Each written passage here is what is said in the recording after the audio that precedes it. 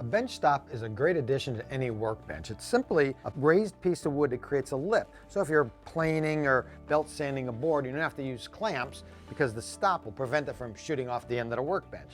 But what I love about this particular bench stop is that it's adjustable. It's nothing more than a piece of 1/2-inch plywood. I cut a couple of slots, use a jigsaw, cut a couple of slots in it. And then on the end of the workbench, I put in 2 hanger bolts, a couple of washers and wing nuts to hold it in place. Then you just slip it in, and you can adjust it to the height of your workpiece, any thickness.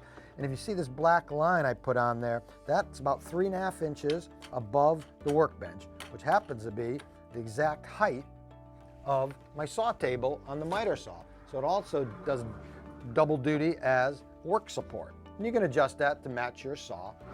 And the other great thing about this is when you don't need the bench stop, you just loosen up the wing nuts and it drops down out of the way. Simple Solutions is brought to you by Titebond, the Pro's Advantage.